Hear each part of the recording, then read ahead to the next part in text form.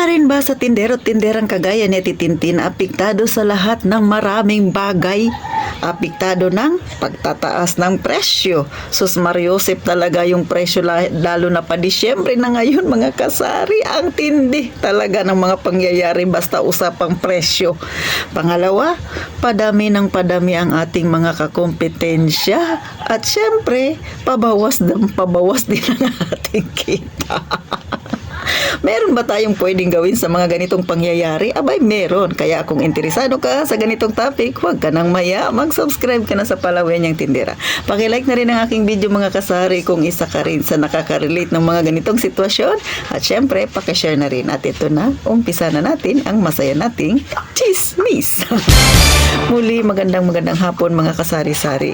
So, ito yung sinasabi ko, no. Hindi talaga maiwasan na mangyari yung mga ganitong bagay sa atin. Isa ito sa laging pagsubok sa ating mga tindero-tindera. Bakit lagi? Hindi natin mapipigilan yung pagtaas ng presyo at yung pagdami ng ating mga kakompetensya na nagiging dahilan bakit nababawasan din yung ating benta. Hindi mo rin yan mapigilan. Syempre, una, no, baka may magsabi, okay lang naman magtaas yung presyo at Titintin kasi magtataas ka rin naman. Aba, hindi naman ganun kadali na magtaas ka dahil marami kang isa sa alang-alang pag nagtataas ka kasi nga kung marami kang kakompetensya, so alangan man taas-taas ka dyan, no? Tapos pagtaas mo, syempre, kung ikaw lagi kang namimili, yun yung sinasabi nila na laging fresh ang yung paninda, lagi kang una, lagi sa nakakaalam na tumaas na pala yung mga ganito, ganyan, di ba, sa grocery store. Pero paano yung hindi naman updated, o di ba? Yung sinasabi ko na pag marami, pag namili sila yung bultuhan, yung maramihan. So kung ang tindahan ninyo kagaya kaya Titintin, alam ko ramdam niyo yung sinasabi ko na lagi kang updated sa mga presyo kasi araw-araw kang namimili o kaya naman every other day. So alam mo yung galawan talaga ng presyuhan, di ba? Talagang tumataas, ultimo piso, ramdam na ramdam mo. Pero yung kakompetensya mo dahil maraming pera, medyo malaki yung tindahan, pag namili yan, sa isang linggo, 2 beses lang, syempre hindi niya naman ganun karamdam yung pagtaas kasi nga mayroon siyang sapat na halaga na ipambibili ng kanyang paninda. O, tsaka hindi niya yun maramdaman kaagad-agad. Ikaw, araw-araw ka doon, no? Sa tindahan, ay sa palengke, so ramdam mo talaga yung pagtaas ng presyo. Kaya kung magtataas ka bigla, syempre, baka isipin ni customer, ay overpricing yung kabilang tindahan. Doon ako bibili sa kabila. So, yun yung ibig kong sabihin. Hindi ka basta-basta makapagtaas ng presyo, mga kasari.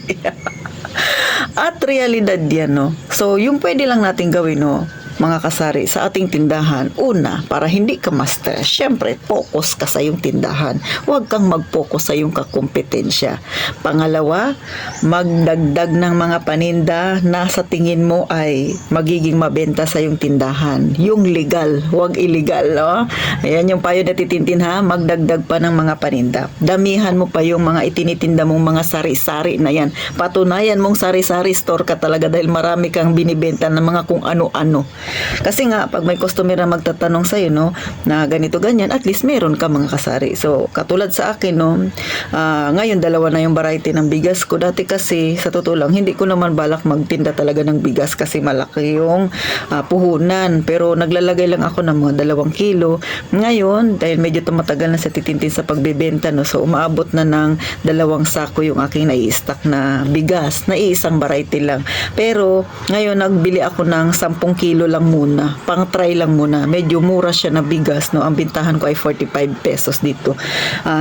Syempre kailangan magsaing din ako para mai-introduce ko siya kay customer na ganito yung lasa, paano yung tamang pagluto. Kayo ba ganyan din ba kayo sa inyong tindahan mga kasari? Pag may mga bago kayong paninda, ikaw muna mismo na tindera, tinatry mo. Kasi ako ganun mga kasari. Kasi paano mo siya isasuggest kay customer kung ikaw mismo hindi mo pa na-try? So ako, nag-try talaga ako dun sa bigas na yun, no, na binibenta ko. Tinitingnan ko kung masarap ba siya, ano ba yung mga dapat gawin, marami ba dapat ang tubig, kasi kailangan mo yan para may maganda kang communication kay customer. Kasi aminin natin, no, hindi lahat ng mga customer kayang bumili ng masarap na bigas. Kasi dito sa amin yung masarap na bigas ay 60 pataas. So kung ikaw ay sari-sari store, ang bintahan yan 65, 66, so ganoon mga kasari, no. Depende na yan sa'yo kung magkano yung ipapatong mo. Pero dito may nabibili pa rin na 40 pesos. So, 40 pesos, ang bintahan naman ng mga kasari ay 45 pesos, which is yan yung meron ako ngayon mga kasari. Kaya, tinatry ko siya. Kasi, syempre, sa hirap ng buhay ngayon, yung mga customer, lalo dito sa amin, no, marami dito mga nagbo-board. Talaga namang pinipilit talaga nila na yung kanilang presyo yung kanilang sweldo ay aabot doon sa presyo ng mga panindang gusto nilang bilhin. Kaya tayong mga tindera dapat meron tayong maraming variety ng paninda na pwede nilang pagpilian. Next, syempre, kapag maganda yung communication mo kay customer, si customer mismo, siya yung magsasabi sa kanyang mga kakilala na doon kayo bumili kay ganito. No, bakit ko nasabi? Experience ko yan. Mismo yung mga customer ko nagsasabi na, pag bumili ka ng siomay, doon ka kay Atitin, doon sa baba ka bumili. Kasi mura lang yung siomay niya, masarap pa yung kanyang chili garlic, o diba? Sila na yung nag-a-advertise ng tindahan ko. Pangalawa, doon ka bumili ng tinapay ng peanut butter kasi marami siya magpalaman. Pangatlo, pag bumibili siya ng mga iba't ibang klase ng tinapay, doon ka bumili sa baba kasi bago lagi yung tinapay niya. So, kita mo yung advantages kapag ka magaling ka makipag-communicate sa customer mo, kapag nakikita nila na maayos ka sa yung tindahan. So, sila mismo, mag-advertise yan sila sa mga kakilala nila. So, ibig sabihin, malaki ang pakinabang ng magandang communication natin sa ating customer. Malaking tulong yun para yung tumal na sinasabi natin ay maibsan kahit papano mga kasari, no? Makatulong yun. Kasi sa totoo lang, no, totoo yung sinasabi natin na habang patagal ng patagal, dumadami yung kakompetensya natin, humihina rin yung ating benta. So, yun yung isa sa mga dapat nating gawin. Magtinda ng lahat ng pwedeng itinda basta legal. Maganda yung communication mo sa customer kasi sila mismo, sila yung makikipag-usap sa kanilang mga kakilala at sila yung magsasuggest na doon bumili sa iyo. O, diba? At higit sa lahat, dapat yung presyo natin yung pangmasa lang dahil sila mismo ang magsasabi na ang yung paninda, saktong-sakto lang ang presyo. Hanggang dito na lang si Ate Tintin. Sana kahit papano napangiti ko kayo na real talk dyan yung iba mga kasari.